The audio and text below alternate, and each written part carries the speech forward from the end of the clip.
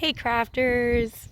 I'm pretty excited. Lately I have been doing a little bit of thrift shopping and a little bit of crafting and a bunch of planning for what projects I want to be doing here as the warm weather is here and spring is here and summer is coming. What are the crafty goals? And one of those goals has definitely been to do projects that are fun but also kind of low maintenance. Not too time consuming, not too difficult.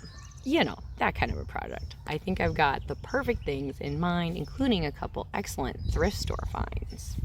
I recently thrifted a really cute dress that is adorable and kind of vintagey, but it's the wrong colors for me. So that needs a little bit of work. I also picked up a really amazing vintage, I think, straw hat that also needs a little love, but I think it could be pretty cute, especially if I put the two items together. They could be perfect for a baby shower I'm going to be going to for my cousin. This should be a lot of fun because it's, you know, a fun ladies' tea party, a good excuse to, you know, dress up and wear some, you know, just cute kind of vintagey looks. So come along with me on today's upcycling, thrift flipping, crafty adventure. See if you get inspired to do maybe a little bit of thrift flipping of your own. I'll show you the supplies we're working with and all the ideas I've got going on, and we'll get started. Let's get crafting. Oh my goodness, you guys, I was very excited to find this Ann Taylor linen blend dress at my local thrift store, and even more excited when it actually fit. So that's a great, this is definitely one of those dresses that I'll see on my Instagram feed or, you know, somewhere on the internet and go, oh, that's so cute. Wish I could get that. And then, you know, just maybe not. So to find it in my budget at the thrift store was a really nice treat. So big thanks to whoever donated this and passed it on into the world. I am so excited to get a chance to wear this. It's going to be super fun, I think, for summer. Enjoying linen as, you know, a super breathable fabric. It can be kind of wrinkly, as you can tell. But I'm going to roll with the wrinkly vibe. The only problem with this dress is the colors.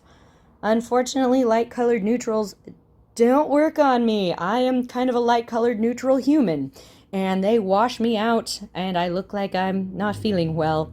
So I love neutrals on other people. This is beautiful on other people, but on me it would kind of work sort of on a good day, and I'd rather be able to wear this all the time. So here's what I'm thinking, guys. It is 55% linen, 45% viscose, or viscose, sorry about that. I think I'm going to try to dye this thing. And here is our dye of choice today. I think we're going to be going Petal Pink Rit Dye. Oh my gosh, I've been on kind of a pink kick lately, which is super fun. Let's bring this down here. I think this pink is going to... Oh, let's focus up a little bit. There we go. I think this pink is going to help me bring the beige and the cream background into a slightly cooler pinkish direction while still playing nicely with the colors. Like, I feel like pink with some beige and cream could totally be something I can get behind and just bring these colors in the way I need them to go.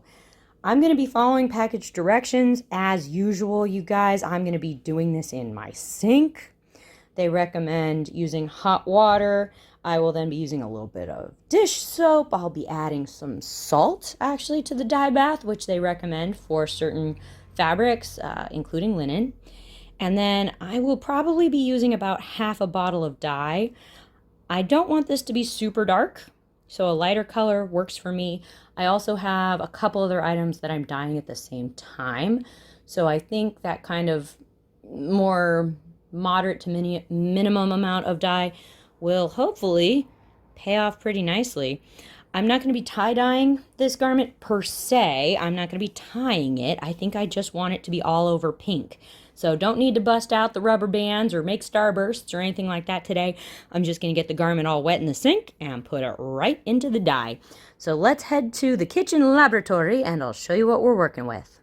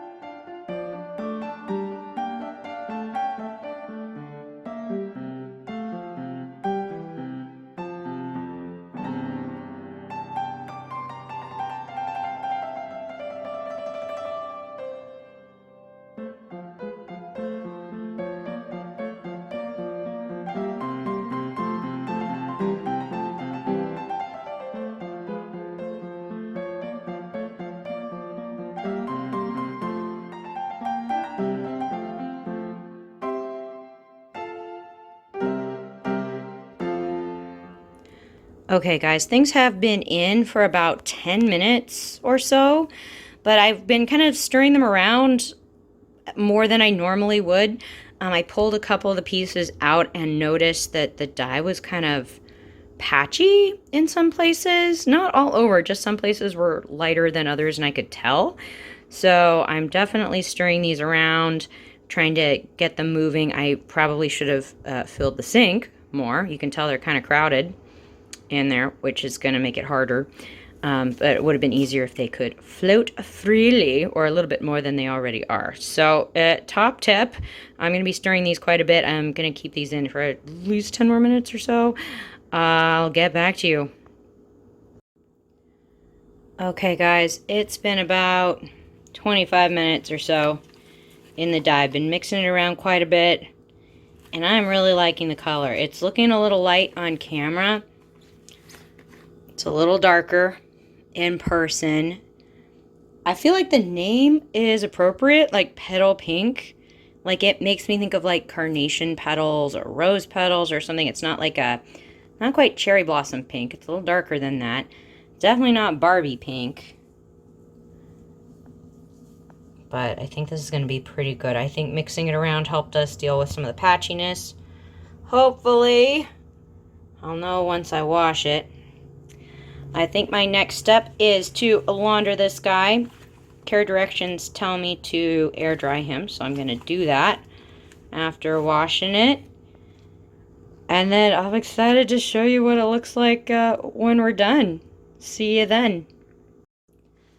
Oh, and just a note, guys, I would normally do kind of an optional last step and put the garment into the sink again with more hot water and then some RIT dye fixative solution and let that soak for like 20 minutes before laundering, just to help lock in the colors. And sadly, I am all out of fixative, so I'm not doing that today, but I definitely recommend it. I think it helps. Anyway, back to the project. Well, you guys, here is the dress. Oh my gosh. Okay, for someone who's not necessarily prone to be a pink person, I'm actually really enjoying this, even though this is very pink. I hope this is coming through on camera. In person, it's kind of like a light, like candy pink. Kind of makes me think of like cotton candy or maybe like petit fours or like cake frosting or something like that, because it's definitely pink and it's not just pastel. It's a little more vibrant than that, but it's also not, say, like Barbie pink or anything like that. It's also kind of a cool tone pink. It's got some blues in it. It's not like a peachy pink as much. And I actually really love it with the tan stripes because I feel like those kind of help tone down the pink just a little bit. But still give it a little of interest. So I'm pretty excited about this dress. Looking forward to wearing this guy, hopefully a lot this spring and summer. So yay! However, I am getting ready to go to a family baby shower for my cousin. Yeah! And I'm thinking this dress will be perfect. The theme is tea party, and I think everybody's gonna be dressing up, looking cute and stuff, so perfect dress. But I found another thrifted item that I found recently that I think would be perfect with this dress. Okay, remember how I said tea party theme? Well, they've invited us to wear hats. And I have a hat. Yes. I thrifted this hat recently. It is definitely vintage. I don't know how vintage exactly. It may not actually be all that old, but yeah, it's a giant circle hat, but it's got a really shallow, what do you call this, crown? Kind of fun, and it kind of sits on the back of your head, especially if you use like a tie strap. Kind of makes me think of like a 1940s kind of cartwheel hat, because it is so giant, but it kind of sits on the back of your head. Very fun. I'm wondering if this might have been made, like handmade somewhere, and maybe somebody bought it on a trip or something. A lady actually stopped me as I was heading out of the thrift store and said that she used to have hats exactly like that when she lived in Thailand. And she used them as decoration on her wall because she thought they were such lovely artwork. So, who knows? Could it be from Thailand? I don't know. Maybe you guys can help me. We have a little bit of damage in one spot, but for the most part, it's in pretty good shape. I am really glad that it does have the little grommets for the tie strap. This one's definitely seen better days. Definitely want to replace that. But I think this will be a fun kind of vintage look and kind of play off of the kind of 40s cut of the dress. That's the plan, man. Then I got online shopping for ribbon, and let me tell you, that was quite a process, and I got very distracted, and I'm very lucky that I came away with only one kind of ribbon, although I might have added more to my favorites list. Brown gingham. Why don't we put some of that on there instead of this just cotton cable? Let's do some of that. And since this is a tea party, well, we just got to go for it, don't we? We're going to add some flowers. I think I'm going to try to make them kind of temporary, so I may attach the flowers to some little like hair clip clamps so that they could be attached to the ribbon and then detach later, because I definitely want to wear this hat with other outfits. All right, guys, that's the plan. Let's get started on the hat and see how it goes. Okay, guys, it is flower clip time. You might have noticed I've been playing around with the flowers from the floral stem a bit. I've been taking a few things apart. So here's the bloom if you pull it off the stem, and then here's the bloom if you take the little green bit off. I know there's a scientific name for this. Help me out, people. If you take that off, then you can actually unstack the petals. I'm doing that because, I don't know, silk flowers always seem so stiff, just as they are, because they have usually like a big thick piece of plastic going up the middle. So what I want to do is trim off that thick bit of plastic and then glue and restack the petals so that they're going to be a little softer. Hopefully they won't be too floppy, but that's the plan. I've also been taking off some of the stiff green plastic that usually is glued to the back of the leaves to help those be a little easier to work with. I've got some of my little clippies. I found these in the jewelry / hair clip accessories hardware section of Joann's, so I got those. I've also got a few pieces of felt from my stash. I'm grateful that it's a similar color. That's very cool. And I've just been taking a few things apart, and I think what I want to do is use the felt as a base and then Maybe kind of position some leaves on there. I'm not sure if I want it to go like that or what. By the way, these felt pieces are cut so that they can cover the entire clippy thing, because I'd rather cover up that metal if I possibly can. So those are cut for that purpose. I mean, I could kind of stack these and then put a bloom in the middle, or I might make it kind of directional and have some leaves and then a bloom, and then try to glue that onto the piece. I'm probably going to use hot glue when I'm dealing with the fabric bits, but when I add the piece to the metal clip, I will probably be using my handy dandy E6000 glue, because that tends to stick better to metal. So just a shout out. I don't have that out right this second, but that is probably what I'm going to be using. Okay, I think we better switch over to time lapse. I'm going to do some gluing and some playing around, and we'll get started.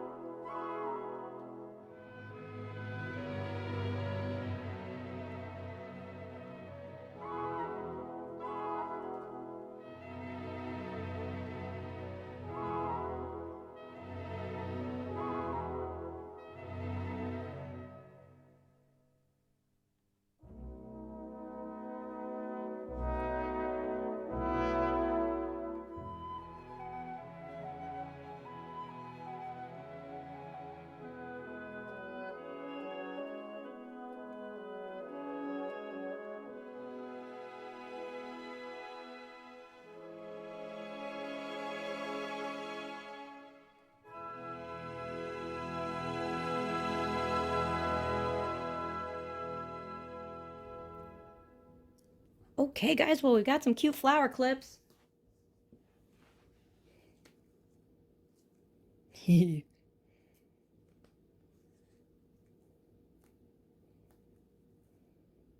That's cute. You might have noticed that I did use hot glue instead of my E6000. Sorry, changed my mind. This seems to be looking pretty good, though. Seems pretty sturdy, so. And I did make 3, which, I don't know, always good to have 3-flower accessories. You never know if you might need one later. Maybe you clip one to a belt, put one in your hair, put one on your vintage hat. I don't know. Sets of 3s are good, and it seems like vintage flowers, just trim him up a little bit, are a great way to add some vintage vibes. Yeah, vintage ladies love their fake flowers, so perfect. Okay, time to tackle the ribbon on the hat. I think we're just going to cut off the old cord here. And here we go. I may end up saving the bead, though. It's just, plastic pony bead, but we'll see. May end up using that.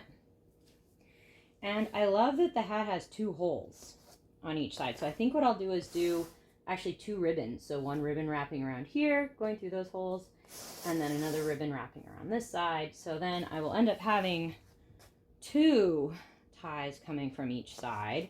I may tie a knot near the top. I may just use 2 ribbons to tie under my chin because, I can be extra like that. We'll see. Let's tackle this guy.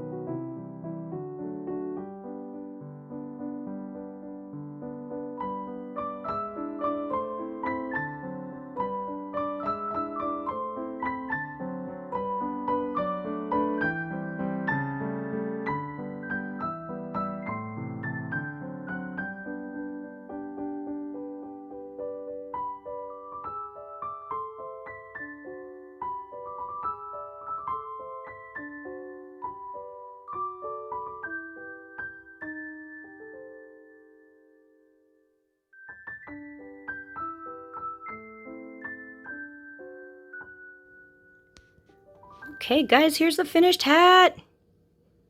I'm glad I decided to do 3 flowers. That's kind of fun. I just clip them in to the ribbon so I can take them off again and wear this hat with something different the next time. I do love making these flower clippies. Very fun, not too difficult, cute gift, very vintagey. Well, tomorrow I'll be putting all this together for the event. I've got some kind of nude pink heels I actually thrifted a long time ago. Probably wear those. I may wear this cute sparkly number from my grandma. We'll see. It's either this or a vintage necklace or 2. I'm not totally sure. I'm going to need to put this together tomorrow before the event, but I'll definitely show you what it all looks like put together. And if you guys get behind a thrift flipping some of your spring party looks, then give this video a thumbs up. And consider subscribing so you can come along with us for more projects coming your way very soon. Okay, guys, I will show you what this looks like tomorrow and what I decide to do. See you then.